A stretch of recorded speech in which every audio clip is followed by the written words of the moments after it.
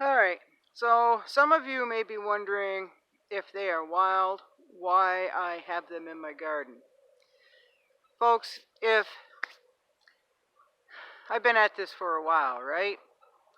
So there's always something that could come up. It could be a natural disaster. It could be a personal crisis where you cannot afford food. Who knows what could happen, right? And I've been thinking this way for many, many years. If I know something is edible out in the woods, it is nutritious, and it's something that I can plant and forget until I need it. It'll spread on its own. What I try to do, if it's legal, is mimic the soil that that plant is in, and I will take a handful, just a small handful, folks, not very many, and I will bring them home and I will mimic the soil here, and I will have a designated spot where I could plant this or that.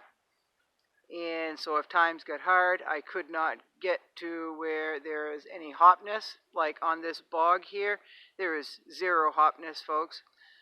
So I know if I wanted a potato substitute, that I knew that I could never go to the bog to get that potato substitute, not the hopness. So I decided to have a little plot here where it could spread, and if I needed it and wanted it, I could have hopness right in my backyard. Same with fiddleheads. There are no fiddleheads here. We have a fern that's edible, but it's nowhere near as good as a fiddlehead.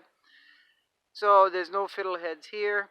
So what I did, I went to a place where they had a lot of fiddleheads, and I dug up one plant. I mimicked the soil. I put it in a spot where I knew that it would like. It can spread, and after a few years, I'll have my own small fiddlehead patch, right? So you bring, I'm sure there's a name for what I do. I do not know what it is, but if there's something out in the wild that I would like to bring back here to my homestead, and so I don't have to go 10, 20, 50 miles to get it, I can just go out in my yard and get it without taking the time to go get it, the gas to go get it, and wear and tear on my vehicle to go get it, right? So that's what I do. I go and what's not wild here, and I know it's wild, it's something that I enjoy, I will bring it back here, I will plant it here, let it do its thing, and when and if it's ever needed, it's right in my backyard, right? So like I said, I'm sure there's a name for that. I'm sure that's some sort of gardening something. There's a lot of fancy names for fancy ideas. I just know what works for me and what I want, and I make it happen, right? So that is it. I'm in my garden. A lot of my garden has been taken care of. I still have some beets. I still have some kale. I still have some cabbage. I have some Swiss chard, some peas, and just about everything else is going to seed. So I'm waiting for the seeds to dry up so they are collected, and then I'll bring them inside and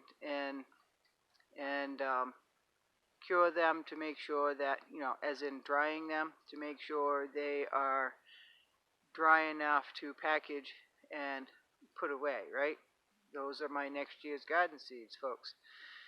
So I do want to say that Donna E,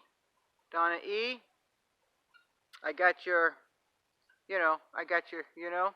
so you can expect your,